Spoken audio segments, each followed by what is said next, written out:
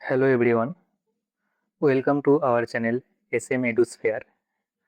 আজ আমরা আমাদের বায়োলজির যে প্রথম চ্যাপ্টার ছিল the fundamental unit of life তার পঞ্চম ভিডিওতে একটা গুরুত্বপূর্ণ বিষয় নিয়ে আলোচনা করব, যার নাম হলো কোষ বিভাজন বা সেল ডিভিশন। তো আজকের ভিডিওতে আমরা কি কি জানার চেষ্টা করব, যে কোষ বিভাজন কি এবং কেন হয়, মাইটোসিস কি, মিওসিস কি এবং জীবনচক্রে কোষ বিভাজনের ভূমিকা কি। তোমরা যারা আমাদের এর আগের ভিডিওগুলো দেখোনি, তোমরা দেখে নিও, আমি আই কমেন্টের তার লিঙ্কটা দিয়ে দেবো। তো বেশি কথা না বলে চলো শুরু করা যাক। এখন প্রথম প্রশ্ন হলো যে কোষ বিভাজন আসলে কি, তাই তো। তো মূলত যে প্রক্রিয়ায় একটি পুরনো কোষ থেকে নতুন কোষের সৃষ্টি হয় তাকে কোষ বিভাজন বলে। আমাদের শরীরে কেন নতুন কোষের প্রয়োজন হয় তা যদি আমরা খেয়াল করি, তবে সেখানে তিনটি মূল কারণ আমরা দেখতে পাবো। প্রথমত হলো জীবের বৃদ্ধি বা গ্রোথের জন্য, মানে বেড়ে ওঠা, বড় হওয়ার জন্য। দ্বিতীয়ত আমাদের দেহের কোনো অংশ ক্ষতিগ্রস্ত হলে সেই পুরনো বা মৃত কোষকে প্রতিস্থাপন বা রিপ্লেস করার জন্য। মানে ধরো আমাদের শরীরে কোথাও কেটে গেছে, সেখানে আবার নতুন করে চামড়া গজাতে হবে, তো ওটার জন্য কোষ বিভাজনের প্রয়োজন। আর তৃতীয় কারণটা হলো নতুন প্রজন্মের জন্ম দেওয়ার জন্য, প্রজনন কোষ বা গ্যামেট, যেমন শুক্রাণু ও ডিম্বাণু তৈরি করার জন্য। তো এই সম্পূর্ণ যে প্রক্রিয়াটা, মানে এই যে কোষ বিভাজন প্রক্রিয়াটা প্রধানত দুটো পদ্ধতিতে ঘটে। একটা হলো মাইটোসিস এবং অপরটা হলো মিওসিস। তো আজকের ভিডিওতে আমরা এই দুটো পদ্ধতি সহজভাবে বুঝে নেওয়ার চেষ্টা করব। তো চলো এখন আমরা শুরুতেই মাইটোসিস প্রক্রিয়াটা বিস্তারিত দেখে নিই। এই যে টাইপের কোষ বিভাজন মূলত আমাদের দেহের স্বাভাবিক বৃদ্ধি এবং ক্ষয়পূরণের জন্য ঘটে থাকে, তাই একে সোমাটিক সেল ডিভিশন বা দেহকোষ বিভাজনও বলা হয়ে থাকে। এই প্রক্রিয়ায় কি ঘটে তা একটু বুঝতে হলে তোমরা যদি এই ডান সাইডের ডায়াগ্রামটার দিকে লক্ষ্য করো, এখানে যে মূল কোষটি বিভাজনে অংশ নিচ্ছে সেটিকে আমরা বলি মাদার সেল বা মাতৃকোষ। এই মাতৃকোষটি যখন মাইটোসিস প্রক্রিয়ার মধ্য দিয়ে যায়, তখন এটি বিভাজিত হয়ে হুবহু দুটোই নতুন কোষ তৈরি করে। এদের বলা হয় অপত্য কোষ বা ডোটার সেল। এবার একটু যদি ভালো করে লক্ষ্য করো, এই যে মাতৃকোষটা ছিল, এখানে 2n সংখ্যক ক্রোমোজোম আছে, এবং বিভাজনের পর যে ডোটার সেল বা অপত্য কোষ তৈরি হয়েছে সেখানেও যে ক্রোমোজোম সংখ্যা রয়েছে সেটা হচ্ছে 2n। অর্থাৎ ক্রোমোজোমের সংখ্যার কোনো পরিবর্তন হচ্ছে না, তা একেবারে সমান বা অপরিবর্তিত থাকছে। এই কারণে মাইটোসিসকে সমীকরণিক বিভাজন বা ইকুয়েশনাল ডিভিশনও বলা হয়। এর সবথেকে বড় তাৎপর্য হলো এই প্রক্রিয়ার ফলেই আমাদের দেহের প্রতিটি নতুন কোষের জিনগত বৈশিষ্ট্য বা জেনেটিক মেকআপ হুবহু একই রকম থাকে। মানে জিনিসটা কি, আমাদের দেহের ধরো আমরা নখ কেটে ফেললাম, তারপরে যে নখটা হয় সে একই রকমের নখ হয়। আমরা চুল কাটলাম, তারপরে যে চুল গজায় নতুন চুল, সেও একই রকমের হয়। বা আমাদের কোথাও শরীরে কেটে গেলে যখন নতুন চামড়া গজায়, সেই চামড়াটা কি হয়, একই রকমের চামড়াই হয়। তো এটার জন্য দায়ী হচ্ছে এই মাইটোসিস কোষ বিভাজন, যেটা আমাদের শরীরের সঠিক বৃদ্ধি এবং অঙ্গ প্রত্যঙ্গের কাজ সচল রাখতে সাহায্য করে। এবার আসা যাক আমাদের দ্বিতীয় প্রকারভেদ, অর্থাৎ মিওসিস প্রক্রিয়ায়। এটি একটি অত্যন্ত চমৎকার এবং বিশেষ ধরনের কোষ বিভাজন, যা আমাদের সাধারণ যে দেহকোষ, মানে পুরো শরীরের যে সাধারণ দেহকোষ সেখানে ঘটে না। এটি ঘটে কেবল জীবের প্রজনন অঙ্গে বা রিপ্রোডাক্টিভ অর্গানসে।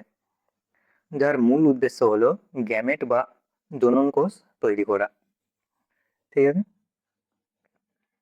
তো এই প্রক্রিয়াটা বুঝতে হলে আমরা যদি এই স্ক্রিনে ডান দিকে যে ডায়াগ্রামটা আছে ওটা লক্ষ্য করি, এখানেও শুরুতে একটি মাতৃকোষ রয়েছে আগের মতো, এবং তাতে 2n সংখ্যক ক্রোমোজোম রয়েছে। কিন্তু মিয়োসিসের ক্ষেত্রে বিভাজনটা কেবল একবার হয়েই থেমে যায় না, এখানে পরপর দুটি ধারাবাহিক বিভাজন ঘটে। প্রথম ধাপ থেকে আমরা বলি মিয়োসিস 1, এবং এর ঠিক পরের ধাপটিকে বলি মিয়োসিস 2। এই দুটি ধাপের মানে দুটি স্টেজের শেষ পর্যায়ে আমরা দেখতে পাই যে একটি মাতৃকোষ থেকে সর্বমোট 4টে নতুন ডটার সেল বা অপত্য কোষের সৃষ্টি হয়েছে। এবার যদি ক্রোমোজোমের দিকে তাকানো যায় তাহলে আমরা দেখতে পাবো যে শুরুতে মাতৃকোষে ছিল 2n সংখ্যক, আর শেষে যে গ্যামেট তৈরি হয়েছে বা ডটার সেল বা অপত্য কোষ তৈরি হয়েছে সেখানে ক্রোমোজোমের সংখ্যা আছে n সংখ্যক। অর্থাৎ ক্রোমোজোমের সংখ্যা মাতৃকোষের তুলনায় ঠিক অর্ধেক বা হাফ হয়ে গেছে। এই কারণে মিয়োসিসকে বলা হয় হ্রাসমূলক বা রিডাকশনাল ডিভিশন। এখন মনে প্রশ্ন আসতে পারে, এই ক্রোমোজোম সংখ্যা অর্ধেক হওয়াটা কি খুব জরুরি ছিল? তো উত্তর হবে হ্যাঁ। কারণ কি, যখন একটা শুক্রাণু বা ডিম্বাণু নিষেকের মাধ্যমে মিলিত হবে তখন এই n+n যুক্ত হয়ে কি হবে, 2n সংখ্যক ক্রোমোজোম মানে একটা নতুন যে কোষ ছিল সেই কোষই আবার তৈরি করবে। যদি এই অর্ধেকটা না হতো তাহলে কি হতো, 2n+2n 4n হয়ে যেত। তখন যে নতুন কোষটা তৈরি হতো সেটার পুরনো যে কোষ ছিল তার মতো হতো না, অন্য টাইপের হয়ে যেত। ঠিক আছে, তো সেক্ষেত্রে দেখা যেত যে যে জীবটা নতুন প্রজন্ম সৃষ্টি করতে চেয়েছিল সেই জীবটাই বিলুপ্ত হয়ে গেল। ঠিক আছে, এখন আমরা যে মাইটোসিস এবং মিয়োসিস শিখলাম, আমাদের সামগ্রিক জীবনচক্রে এরা কিভাবে একসাথে কাজ করে তা এই ফ্লো চার্টটা দেখলে বুঝতে পারবে। এটা একটা পূর্ণাঙ্গ জীবের দেহে যখন প্রজননের সময় আসে তখন মিয়োসিস প্রক্রিয়ায় কি হয়, তার প্রজনন অঙ্গে গ্যামেট তৈরি হয়। এই যে এখানে একটা অ্যাডাল্ট অর্গানিজম আছে, সেখান থেকে গ্যামেট তৈরি হয়েছে, স্পার্ম বা এগ মানে শুক্রাণু বা ডিম্বাণু তৈরি হলো। এখানে লক্ষ্য করলে দেখতে পাবে যে এখানে ক্রোমোজোমের সংখ্যা ছিল 2n, কিন্তু এই স্পার্ম বা এগ বা এতে ক্রোমোজোমের সংখ্যা হয়েছে n, মানে অর্ধেক হয়ে গেছে, যেটাকে বলা হয় হ্যাপ্লয়েড। এরপর কি হচ্ছে, এই স্পার্ম বা এগ বা ডিম্বাণু এবং শুক্রাণু মিলিত হয়ে নিষেকের মাধ্যমে বা ফার্টিলাইজেশনের মাধ্যমে জাইগোট উৎপন্ন করছে। তো এই জাইগোটের ক্রোমোজোম সংখ্যা আবার যদি দেখো তাহলে দেখতে পাবে এর ক্রোমোজোম সংখ্যা 2n হয়ে যাচ্ছে, মানে শুরুতে যেটা ছিল অ্যাডাল্ট কোষে 2n সংখ্যক সেটা আবার ফিরে পাচ্ছে।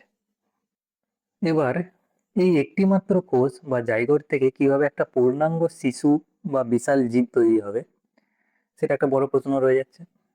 তো এই প্রশ্নটার উত্তর হচ্ছে এই যে এই জাইগোট যে তৈরি হলো, এই জাইগোট থেকে একটা পূর্ণাঙ্গ জীব তৈরি হতে মাইটোসিস প্রক্রিয়া কোষ বিভাজন ঘটে,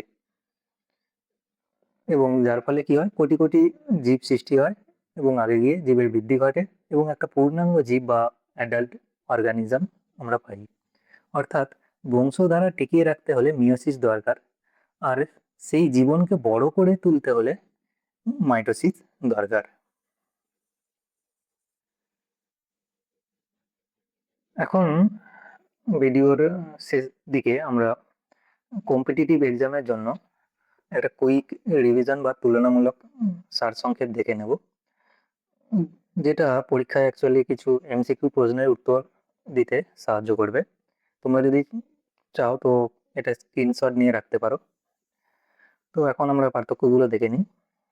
প্রথমত, উদ্দেশ্যের দিক থেকে যদি দেখা হয় তাহলে মাইটোসিসে কি হয়, মাইটোসিসে বৃদ্ধি এবং মেরামতের জন্য হয়, আর মিয়োসিস ঘটে প্রজনন বা গ্যামেট তৈরি করার জন্য। দ্বিতীয়ত, বিভাজনের সংখ্যার দিক থেকে যদি দেখা হয়, মাইটোসিস শুধুমাত্র একবারই বিভাজিত হয়, সেখানে মিয়োসিস দুবার বিভাজিত হয়, যেখানে আমরা দেখেছি মিয়োসিস 1 এবং মিয়োসিস 2। এর ফলে তৈরি হওয়া যে অপত্য কোষের সংখ্যা, সেটা মাইটোসিসে থাকে 2টো, কিন্তু মিয়োসিসে থাকে 4টে। এবং সর্বশেষ মোস্ট ইম্পর্ট্যান্ট পয়েন্ট যেটা, সেটা হলো ক্রোমোজোম সংখ্যা। মাইটোসিসে ক্রোমোজোমের সংখ্যা সম্পূর্ণ অপরিবর্তিত বা সমান থাকে, আর মিয়োসিসে কি হয়, অর্ধেক হয়ে যায়।